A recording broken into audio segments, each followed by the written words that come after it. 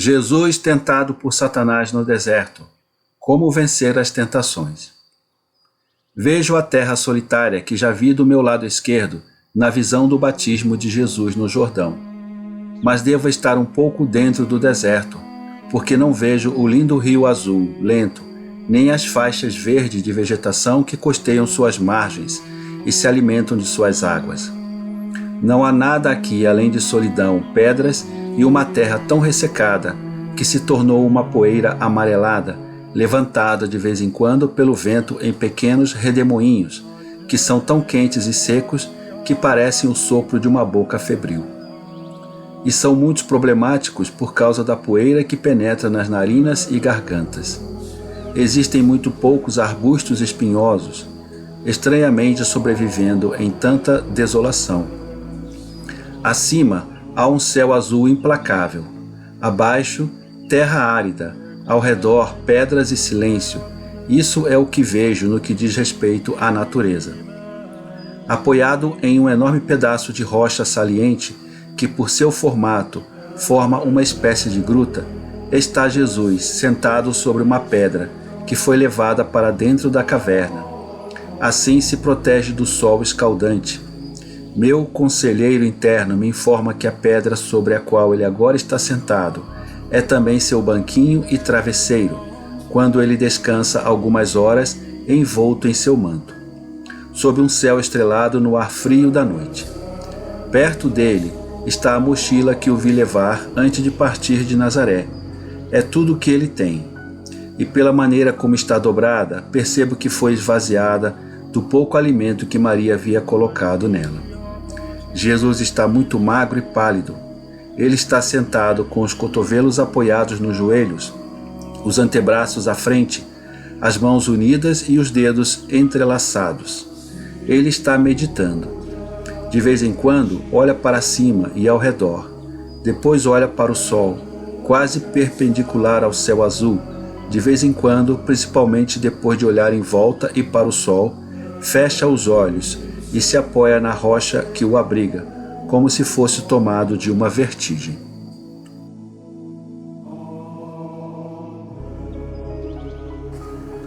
Vejo aparecer o rosto feio de Satanás.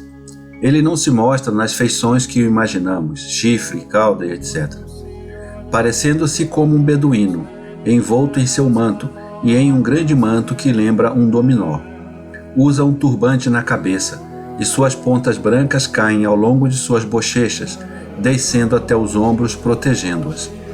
Assim, apenas um pequeno triângulo escuro de seu rosto pode ser visto, com lábios finos e sinuosos, olhos ocos muito pretos, cheios de flashes magnéticos, que penetra e lê no fundo do seu coração, mas no qual você não pode ler nada, ou apenas uma palavra: mistério. O oposto dos olhos de Jesus, também tão magnéticos e fascinantes, que leem no seu coração, mas nos quais você também pode ler que em seu coração há amor e generosidade por você. Os olhos de Jesus acariciam sua alma. Os olhos de Satanás são como uma adaga dupla que o apunhala e queima. Aproxima-se de Jesus. Você está sozinho? Jesus olha para ele, mas não responde. Como é que vieste parar aqui? Perdeste-te? Jesus olha para ele novamente e fica em silêncio. Se tivesse água no meu cantil, daria-te um pouco, mas também não tenho. O meu cavalo morreu e agora vou a pé ao val. Vou beber aí e vou encontrar quem me dê para mim um pouco de pão. Eu conheço o caminho. Venha comigo, eu te levo lá. Jesus nem mesmo olha para ele. Não respondes? Sabes que se ficares aqui vais morrer? O vento já começa a soprar. Haverá tempestade. Venha. Jesus aperta as mãos em oração silenciosa. Ah, és tu então?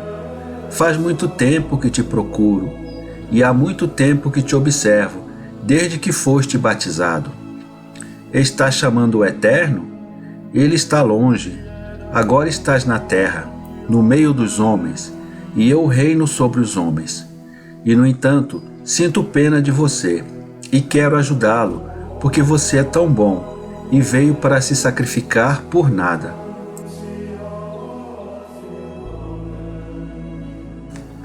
Os homens te odiarão por causa da sua bondade.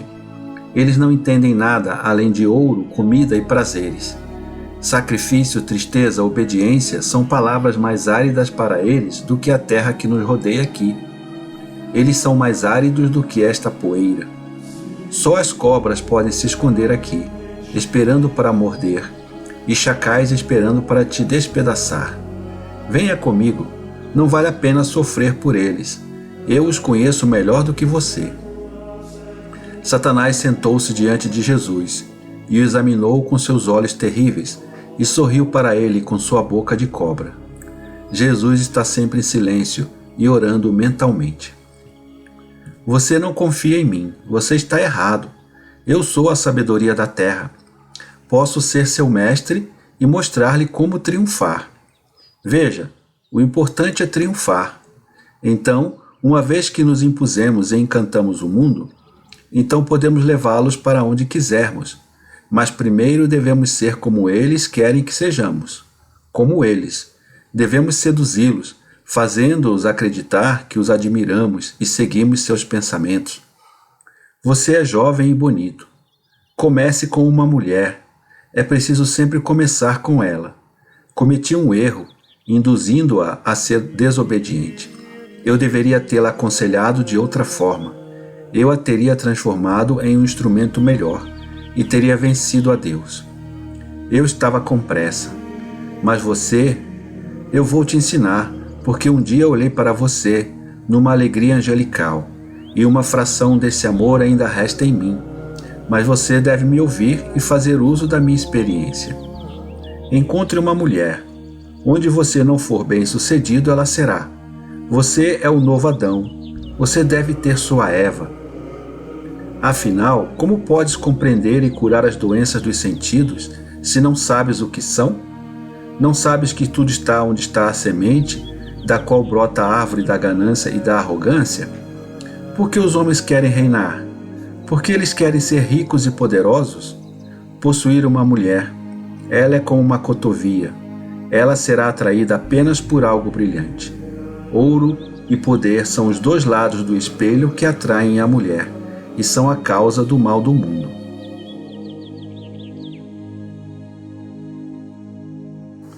Veja, em 1000 crimes diferentes, há pelo menos 900 que se enraizam no desejo de possuir uma mulher, ou na paixão de uma mulher, ardendo de um desejo que o homem ainda não satisfez, ou não consegue mais se satisfazer.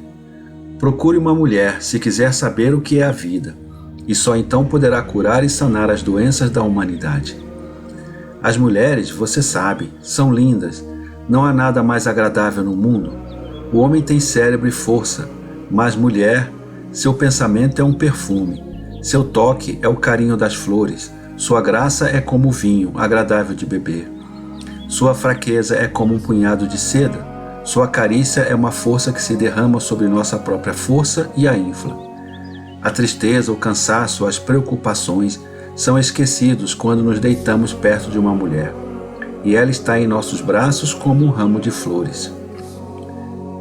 Mas que tolo eu sou! Tu tens fome e te falo de mulheres.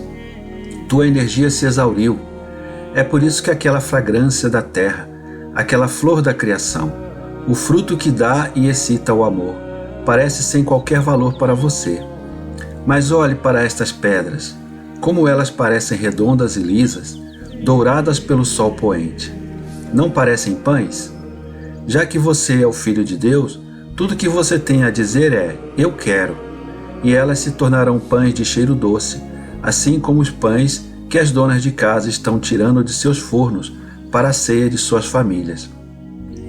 E essas acácias áridas, se tu assim desejares, não se tornarão cheias de frutas doces e tâmaras doces como o mel?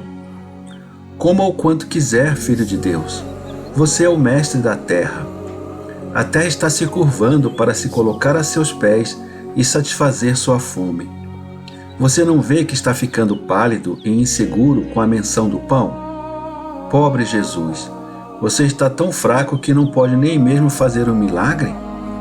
Devo fazer isso por você? Não sou seu igual, mas posso fazer alguma coisa. Vou passar 1 ano sem forças.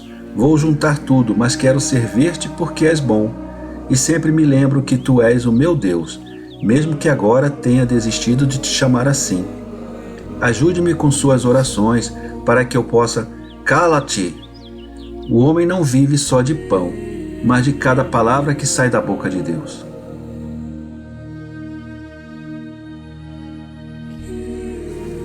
O diabo começa a ficar com raiva.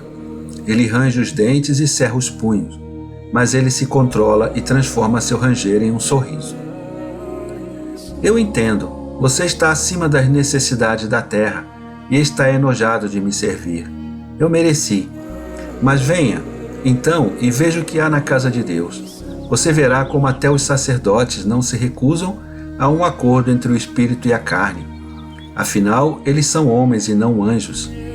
Faça um milagre espiritual. Eu te levarei ao pináculo do templo e você passará por uma transfiguração e se tornará mais bonito para que as pessoas te vejam e lembre-se de que Deus existe.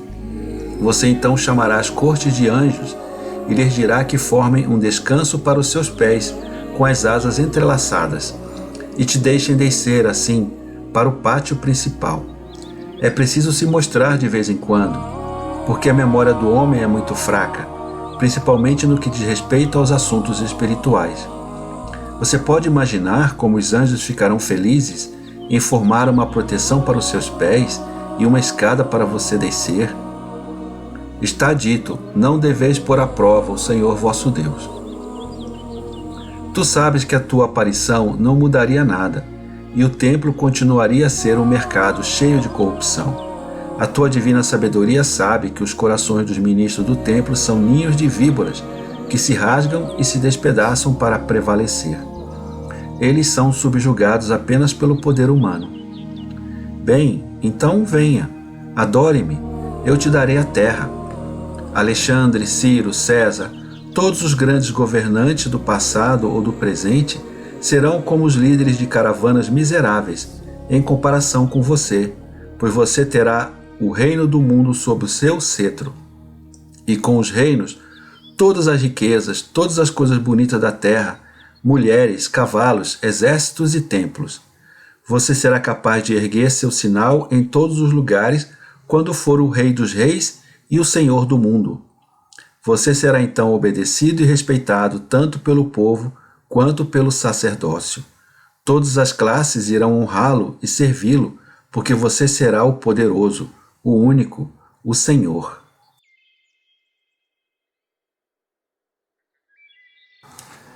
Adore-me por um momento apenas, satisfaça essa minha sede de ser adorado. Isso me arruinou, mas ainda está em mim, e estou ressecado por ele. As chamas do inferno são como uma brisa fresca da manhã, em comparação com este feroz ardor queimando dentro de mim. É o meu inferno, essa sede. Um momento apenas, Cristo. Você é tão bom, um momento de alegria para o eternamente torturado. Deixe-me sentir como é ser Deus, e serei um servo devoto e obediente por toda a tua vida e por todos os teus empreendimentos. Um instante, um só instante, e não te torturarei mais. E Satanás cai de joelhos, implorando. Jesus, em vez disso, se levanta. Ele perdeu peso por causa dos longos dias de jejum e agora parece mais alto. Seu rosto está terrivelmente severo e forte. Seus olhos são 2 safiras ardentes.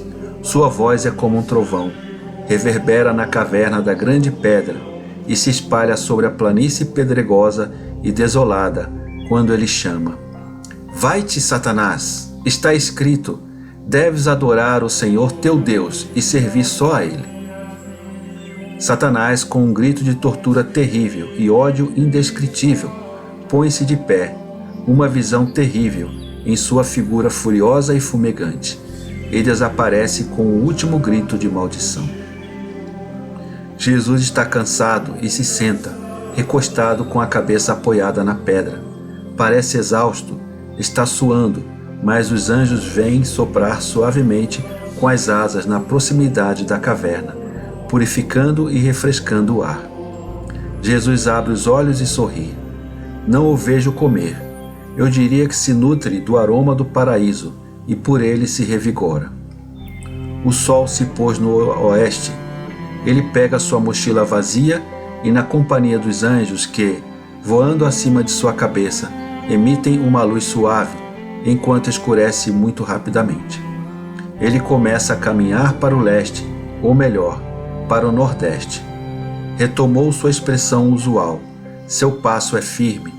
O único sinal remanescente de seu longo jejum é um olhar mais ascético em seu rosto pálido e magro e em seus olhos, arrebatado por uma alegria que não pertence a este mundo.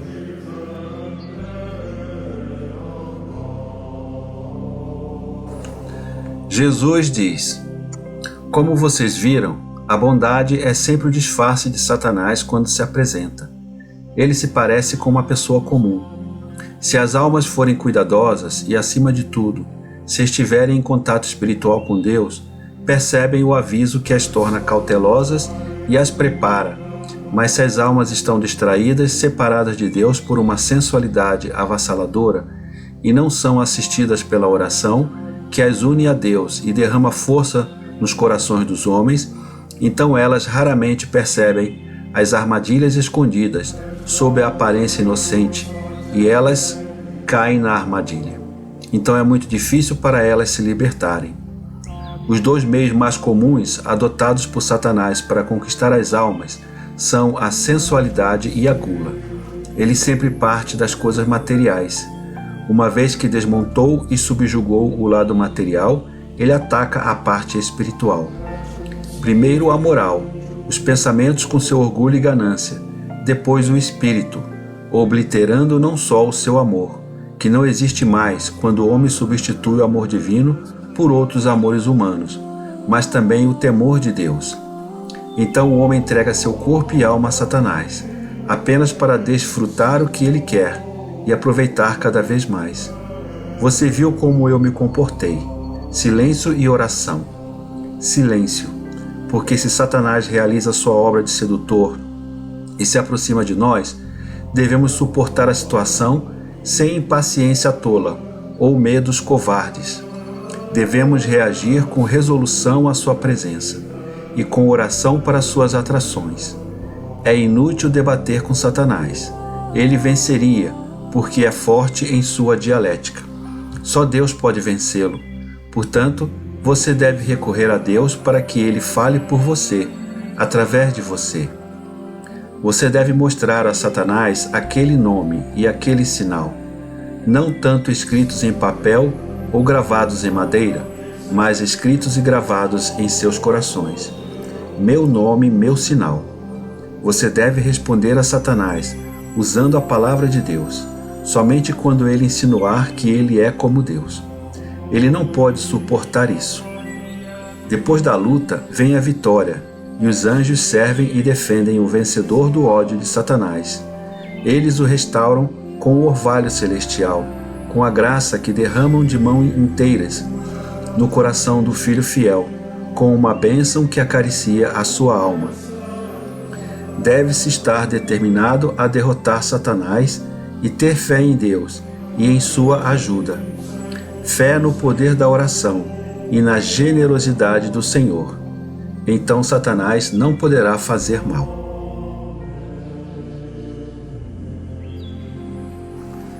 O encontro com João e Tiago. Vejo Jesus caminhando pela faixa verde de vegetação que margeia o Jordão. Ele voltou ao mesmo lugar onde foi batizado. Ele está perto do val que aparentemente era bem conhecido e comumente usado para cruzar para outra margem em direção à Pérea. Mas o lugar que antes era tão lotado, agora está deserto, com poucos viajantes caminhando, cavalgando burros ou cavalos. Jesus parece não se dar conta deles. Ele segue seu caminho, para o norte, absorto em seus pensamentos. Ao chegar ao val, encontra um grupo de homens de diferentes idades, que discutem animadamente e então se separam, alguns para o sul, alguns para o norte. Entre os que vão para o norte, vejo João e Tiago. João é o primeiro a ver Jesus e o mostra a seu irmão e companheiros. Eles conversam um pouco entre si e então João começa a caminhar rapidamente para chegar a Jesus. Tiago o segue e anda um pouco mais devagar. Os outros não mostram interesse, andam devagar enquanto discutem. Quando João está perto de Jesus, cerca de 2 ou 3 metros atrás dele, grita: Cordeiro de Deus, que tira os pecados do mundo. Jesus se vira e olha para ele. Agora faltam apenas alguns passos entre eles. Eles se olham. Jesus com seu olhar sério e perscrutador. João com seus olhos puros, sorrindo em seu rosto lindo e jovem, que parece o rosto de uma menina. Ele tem cerca de 20 anos e em suas faces rosadas há apenas o sinal de uma penugem loira, como um véu dourado. Quem procuras? Pergunta Jesus. Por você, mestre. Como sabes que sou um mestre? O Batista disse-me. Pois bem, por que me chamas de cordeiro?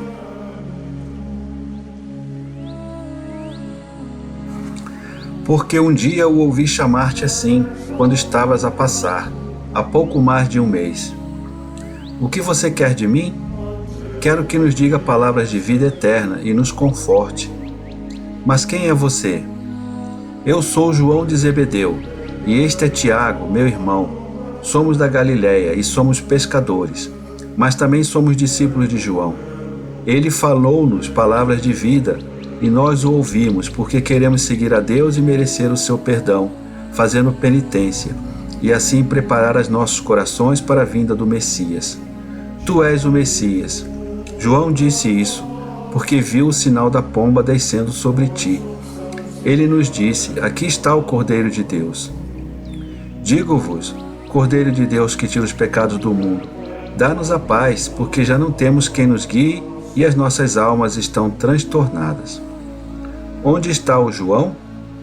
Herodes prendeu-o. Está na prisão, em Maqueiro.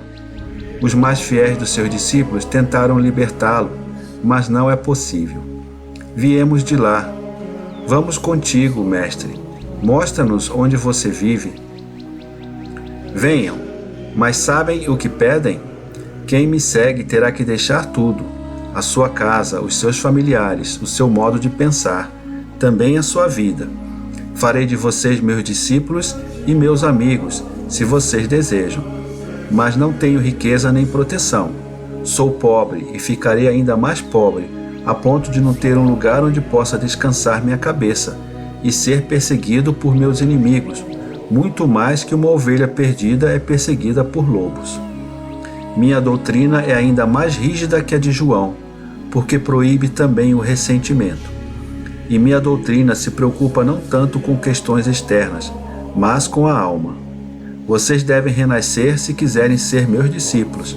Vocês estão dispostos a fazer isso? Sim, mestre. Só tu tens palavras que nos podem iluminar. Elas descem sobre nós, e onde havia escuridão e desolação, porque não tínhamos guia, elas irradiam luz e sol. Venham então, vamos, vou ensiná-las pelo caminho.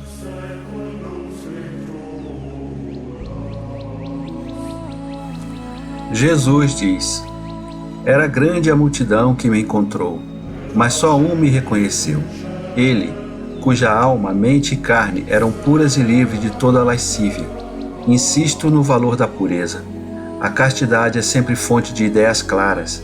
A virgindade apura e depois preserva a sensibilidade intelectual e emocional, elevando-a a uma perfeição que só uma virgem pode experimentar. Existem muitas maneiras de ser virgem, por compulsão, e isso se aplica principalmente às mulheres, quando ninguém jamais as pediu em casamento. O mesmo deveria se aplicar aos homens, mas não é. E isso é ruim, porque somente chefes de família com mentes doentias e corpos frequentemente enfermos pode nascer de uma juventude suja de luxúria antes do tempo. Falta a virgindade, que é a virgindade de quem se consagra ao Senhor com o ardor de suas almas. Uma bela virgindade, um sacrifício agradável a Deus. mas nem todos persistem em sua pureza como lírios que se erguem sobre eles. Talos, olhando para o céu, sem saber da lama no chão, abertos aos beijos do sol de Deus e ao seu orvalho.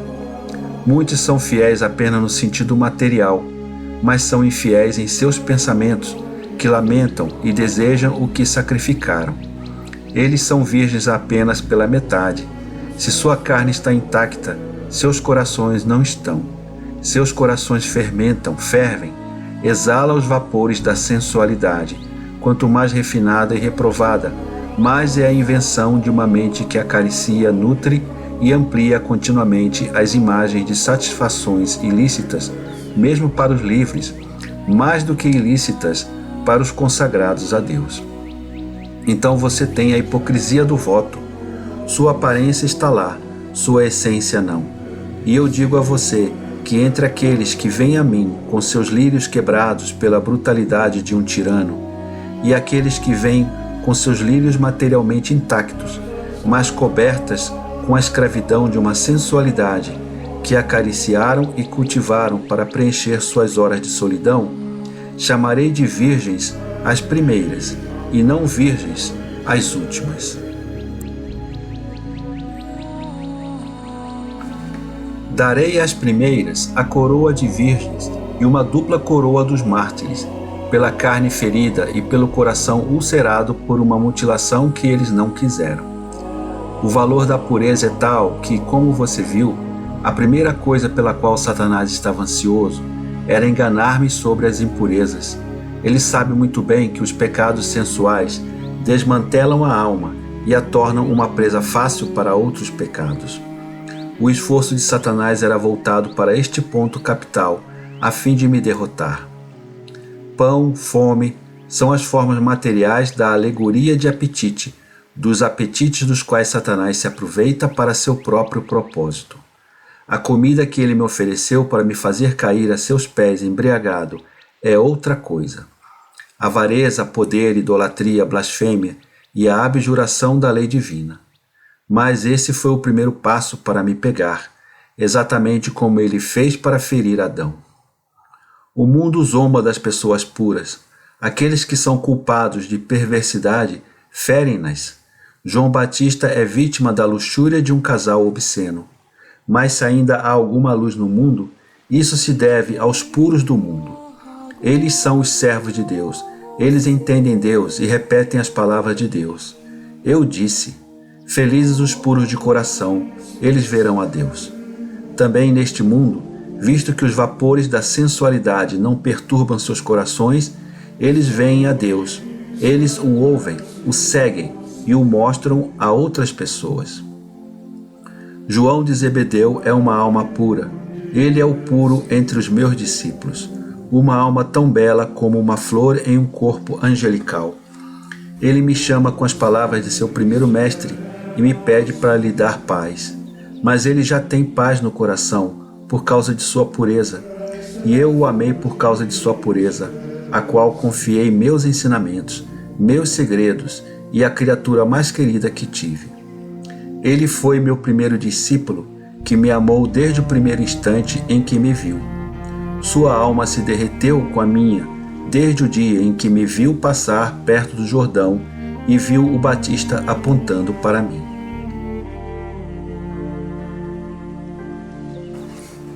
Mesmo que ele não tivesse me encontrado depois, quando eu voltasse do deserto, ele teria me procurado, até que me encontrasse. Porque quem é puro é humilde e deseja ser ensinado na ciência de Deus. E como a água que corre para o mar, ele vai para aqueles que ele sabe serem mestres na doutrina celestial. Não queria que você falasse da tentação sensual do teu Jesus, mesmo que a tua voz interior te fizesse compreender o motivo de Satanás para me atrair para a sensualidade. Preferia falar eu mesmo. Não penses mais nisso. Era necessário para mencionar isso. Vá em frente. Deixe a flor de Satanás em suas areias. Siga Jesus como João. Você estará caminhando entre espinhos, mas como rosas você encontrará as gotas de sangue daquele que as derramou por você, para derrotar a carne em você também. Eu farei uma observação também. Em seu evangelho, João, mencionando seu encontro comigo, diz: "E no dia seguinte", portanto, parece que o Batista me indicou no dia seguinte ao meu batismo, e que João e Tiago me seguiram, mas isso vai contra o que os outros evangelistas disseram sobre os 40 dias passados no deserto. Mas deve-se ler o seguinte: João, estando já preso, um dia depois, os 2 discípulos de João Batista, aqueles a quem ele havia me indicado, dizendo: "Aqui está o Cordeiro de Deus", ao me verem de novo, me chamaram e me seguiram, depois de eu voltar do deserto. E voltamos juntos às margens do lago da Galileia, onde me abriguei para começar a evangelizar dali. E os 2, depois de estar comigo durante toda a viagem, e depois por um dia na casa hospitaleira de um amigo de meus parentes, falaram de mim aos outros pescadores, mas foi por iniciativa de João, cuja vontade de penitência havia feito de sua alma, já tão límpida por sua pureza, uma obra-prima de pureza, em que a verdade se refletia claramente, doando sobre ele também a santa ousadia dos puros e generosos, que nunca temem dar um passo à frente, onde quer que vejam que há Deus, a verdade e a doutrina, e o caminho de Deus. Quanto o amei por aquele traço simples e heróico dele.